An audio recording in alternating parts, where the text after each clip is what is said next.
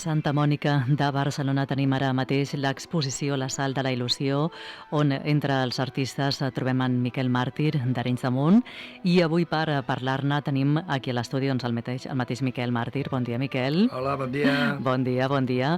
I a l'altre cantó del telèfon tenim a l'Enric Puig, que ha portat la curadoria de l'exposició. Enric, que et tenim a Venècia, ni més ni menys, eh? Hola, Bon dia, bon Sí, dia. lamento molt no poder estar allà, però bueno, em quedava una mica lluny. Ai, sí, Però quina encantat de llàstima. parlar amb vosaltres i tenir el Miquel a l'altre costat del telèfon. Doncs sí, i tant. Bé, què vols portar la Sal de la Il·lusió a Venècia o què? Bueno, no estaria malament. No estaria gens malament, no? Explorar. Bé. Enric, primer de tot, doncs, m'agradaria preguntar-te com ha estat això de triar les obres, definir el fil conductor i organitzar al final aquesta exposició, La Sal de la Il·lusió. Doncs mira, és curiós perquè més aviat el procés és una mica al revés de com l'has plantejat. Vinga, doncs, fem-ho al revés. El primer va ser com el fil conductor, perquè a mi la qüestió de com es construeix la veritat, per exemple, és un tema que fa molt de temps que m'interessa, que hi treballo, jo vinc de la filosofia, en realitat, i bueno, són aquest tipus de coses que ens interessen molt els filòsofs. I amb el panorama en el que estem actualment, amb tot el que està passant a nivell polític, a nivell mediàtic, a nivell tot, vull dir que estem veient tot el que veiem cada dia per les notícies, realment tenim aquesta sensació constant, no?, de com a través de moltes eines de seducció se'ns construeix la realitat, el que nosaltres entenem com a realitat, i estem com enmig d'una guerra cultural que té molt a veure amb això, doncs pensava que era un moment com molt apropiat per poder fer una exposició sobre aquesta temàtica, no? I aleshores és quan va venir la selecció d'obres. Aleshores, quan tu t'obsessiones amb un tema, doncs comences a posar l'antena i és el típic, doncs cada exposició que vas, cada conversa que obres, cada cosa que mires, doncs tens molt l'antena posada cap aquí. I vaig tenir la gran sort que em van presentar el Miquel. I clar, el Miquel el que fa és interessantíssim. Ara suposo que en parlarem una mica més. Sí, home, i tant. I que connectava molt amb molts temes de l'exposició, no? És a dir, no només el tema de...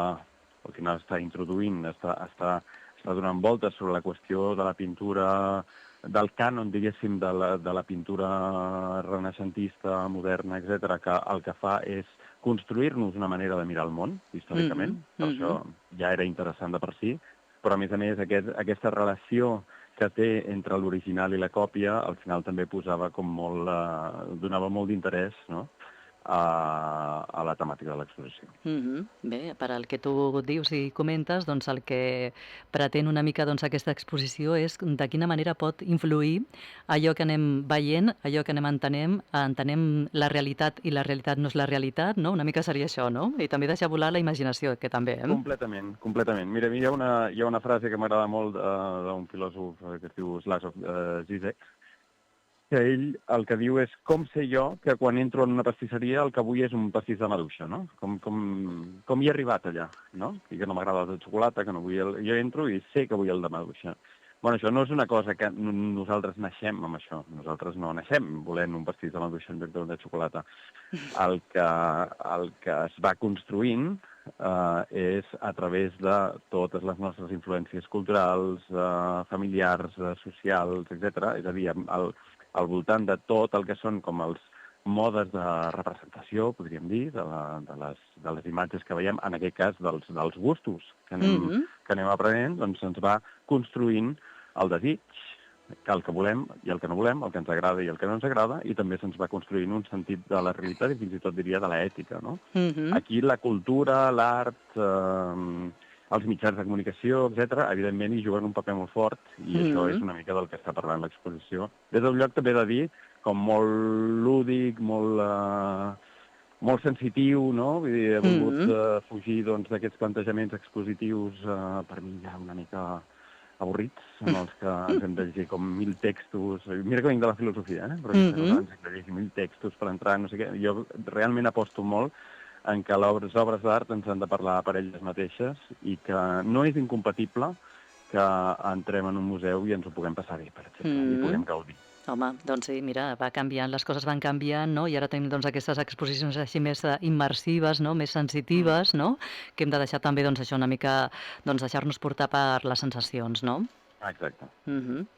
Tenim en Miquel, anem a saludar-lo i a preguntar-li alguna coseta, no? Miquel, bon dia, que t'hem Hola, bon saludat dia. abans, però vaja, a mi primer de tot m'agradaria preguntar-te què és per tu, què representa tenir per tu aquestes 5 obres teves exposades al Santa Mònica. Bueno, pues ha sigut una satisfacció i una sort de que pogués exposar a un dels meus quadros al centre de Santa Mònica. Fins ara havia exposat a alguns puestos també importants, però no tant com això. Vull dir, vaig tenir la sort de parlar amb el director, que ara el tenim aquí, i llavors pues, em va venir a veure els quadros i va dir doncs, que li interessava que uns quadros d'aquests que jo feia lligaven amb l'obra que esteu ara exposant. I llavors li vaig dir, doncs tria els que vulguis. Pues, llavors em va triar de lo que hi ha allà a Barcelona, pues, el davallament de la creu, de Roger van den Weyden, la família Arnolfini, de Jan Beneyck, la Verge amb el nen, de Carlo Crivelli, i la primavera i la tardor, de Giuseppe Arcimboldo. Vull dir, molt content de que pugui estar en un puesto important, perquè no per res, perquè jo soc, diguéssim, total és un pintor d'aficionat, però, bueno, són unes còpies que el director va dir que eren com si siguessin autèntiques, i llavors això lliga amb el que la gent en allà pues, veu. No sap si és que són autèntiques, si són reproduccions o què. S'ho ha de pensar, i és per lo que dèieu ara, això immersiva, de veure com les coses lliguen o no. Enric, el que dèiem, allò, fer pensar la gent, de si una cosa és real o no és real, no? Bueno, molta gent ho pregunta, Sí? Com ho heu fet per portar aquestes obres autèntiques allà?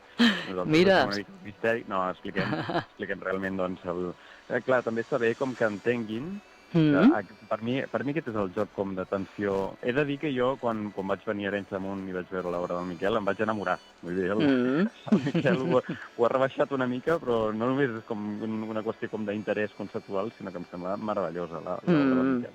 Crec que una cosa molt interessant que introdueix com una tensió, que és que al final, depèn de com ens ho mirem, aquest quadre, i això és una cosa que crec que el Miquel estarà d'acord, és una còpia o és un original.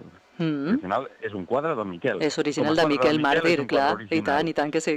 Aleshores, aquí planteja com un joc molt interessant, perquè al final, i això és una cosa que el personal de sala, per exemple, doncs, quan pregunten i tot, com si incideixen molt, no?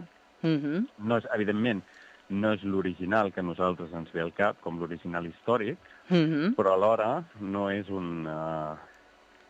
una simple reproducció, com nosaltres estem acostumats, per exemple, doncs, a tot el que és la reproducció actualment digital o altres tipus de reproducció. No?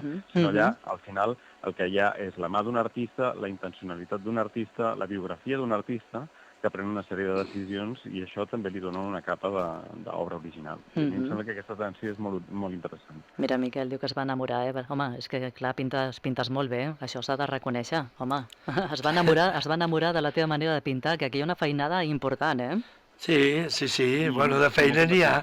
La meva idea era que la gent que normalment la gent que va d'excursió i tot, no entren gaire en el museu. Ara hi entren més, però en temps enrere, anys enrere, això del museu era per la gent important, la gent més aviat rica i amb cultura i tot.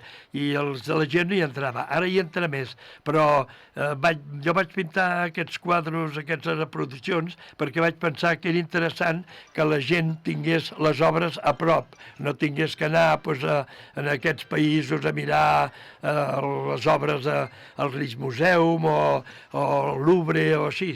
I llavors la meva idea era que la gent pogués veure quadros, encara que siguessin còpies, que s'enamoressin de la pintura i d'aquesta manera poder disfrutar d'elles. Enric, què anaves a dir? Perdona, no t'he Sí, escoltat. no, que pensava que anaves a contestar, a respondre també tu alguna cosa. Bé, si més no, doncs el que deia, no? Aquesta obertura al museu, a l'Art Santa Mònica, és gratuït, a més, i sé que l'ha visitat moltíssima gent des del dia que es va inaugurar, que fa relativament poc, no? Com va? Com va? Sí, afortunadament està tenint com molt d'èxit. Jo crec que aquí conflueixen diverses coses. Una és el que deia d'una certa urgència, no?, de parlar d'aquestes coses. Vull dir, al final estem en un moment en el que és molt evident, doncs potser la figura més evident és la del Donald Trump, no?, que el veiem cada dia com en els... Malauradament. Sí, al Telenotícies, que Mhm. al final realment aquí s'ha donat com un gir paradigmàtic en la política, en el que els criteris, diguéssim, de veridicció, de veritat, del que nosaltres com enteníem com una mena de discurs polític abans, això ja ha desaparegut. Del que es tracta és com de generar un pur espectacle, no? I aleshores poden haver-hi com missatges contradictoris, però la qüestió és com estar constantment com generant un show business, un espectacle. Aleshores, clar, com ens situem nosaltres davant d'aquesta nova realitat, no? I ja és una realitat com molt més líquida, en la que ens costa molt més identificar què és cert i què no ho és. Aleshores, estem entrant en un lloc que no només és perillós, sinó que també és molt interessant de realment entendre els mecanismes que hi ha al darrere. I jo crec que nosaltres, com a societat, tenim aquí, ara se'ns obre una responsabilitat de realment ser molt conscients de que ens la poden colar per tot arreu, no sé com dir-ho. Ja. Aleshores, com de realment entendre els mecanismes a través dels quals se'ns construeix aquesta realitat, se'ns modifica el desig, etc. Doncs aquest jo crec que és un punt important. Hi ha alguna cosa com en l'ambient que ens diu que aquest és un tema important, i jo crec que això és una cosa que està connectant molt amb el públic respecte a l'exposició. Però l'altre també diria que crec que és una exposició que admet moltes lectures i moltes capes de Gaudi, el que deia abans, i el que parlaves tu de la immersivitat, que jo crec que... O sigui, sí que diria que l'exposició aquesta és una exposició immersiva, però no en el sentit en què moltes vegades se'ns diuen una exposició immersiva, no? Vull dir, no és una exposició de pantalles, d'alta tecnologia, no sé què, sinó que és una exposició que està pensada a la disposició de les peces, les arquitectures i tal, perquè posar-hi un cos, per posar-hi el cos, vull dir que quan nosaltres hi anem i posem el cos en l'exposició, tingui un sentit, no? Que quan nosaltres ens movem, doncs que passi alguna cosa, vull dir que tot això està pensat. Mira, anem a fer un exemple, per exemple, no, Enric, perquè la gent la tingui o l'entengui una miqueta millor. Entrem en una sala totalment blanca i dalt tenim un quadre de color negre, per exemple, no? Aquí què? Sí, aquesta és una peça que ha fet l'Anish Kapoor, i aleshores, clar, això és una instal·lació artística en la que no és com si ens poséssim davant d'una fotografia, que al final això és una experiència com més museística, clàssica, no? Sinó que realment, d'alguna manera, estem entrant a dintre l'obra i ens deixem absorbir per aquest efecte d'il·lusió que l'Anish Kapoor, que és un dels escultors contemporanis més importants del món, doncs ha fet expressament per aquesta exposició. I aquí estem barrejant capes en les que hi ha art contemporani com molt important a nivell internacional, però a la vegada també hi ha com una proposta de disposició de les peces que va una mica més enllà de tenir un quadre en una paret o una escultura més d'una sala. Sí, sí. Aleshores, Digues. clar, això el que provoca és el que deia, no? Que genera Gaudi a moltes capes de públic. És a dir, pot venir, jo què sé, doncs un estudiant de filosofia que li interessa molt la capa conceptual de l'exposició, no sé què, però també pot venir una família amb nenes i nens i estan allà com gaudint d'aquesta qüestió com més immersiva, de com les peces doncs sedueixen i tenen com aquesta qüestió més sensitiva. Bé, sí. Sobretot això, sensitiva, que ja ho dèiem al començament, eh? De fet, vam anar a la inauguració, Miquel? Tu quina sensació vas tenir? Pues em va sobtar molt, perquè, esclar, estem acostumats a veure coses, diguéssim, bueno, els quadres a la paret i tot, i els expliques i això, però esclar, allà estan com difuminats també, i esclar, la gent fa donc que pensar, perquè molts han dit, bueno, però aquests quadres són de veritat, o els han posat aquí una pantalla amb els quadres que no existeixen. Sí, existeixen. I molts es pregunten, bueno, bueno, i aquests quadres d'on te'ls han tret? Sí, però no, els he pintat jo. Oh, però jo no sabia que pintaves. Bueno, clar, la gent queda molt parada. Diu, va agradar molt, però a més la gent va sortir molt contenta, eh? Vull dir, no és això sol dels quadres, és que totes les en posició en general, escolta'm, feia les habitacions aquelles que entres i surts, l'altre, els quadres aquells que es van movent i no saps qui els mou ni com es mouen, perquè, clar, et dona que pensar les coses que penses que no són veritat i hi ha algú que les mou, eh? I d'altres que no. Vull dir que em va agradar molt, no ho havia vist mai. Bueno, espero que, no sé, en Joan, no sé si, Enric, vull dir, no sé si l'1 de Madrid va endavant o... Mira, sí, aquesta és una tant. pregunta que volíem fer. L'exposició se'n va a Madrid després, i tant, i I tant. tant, se'n va a Madrid després. I després de Madrid hi ha alguna proposta més o encara no ho tenim en ferm, això?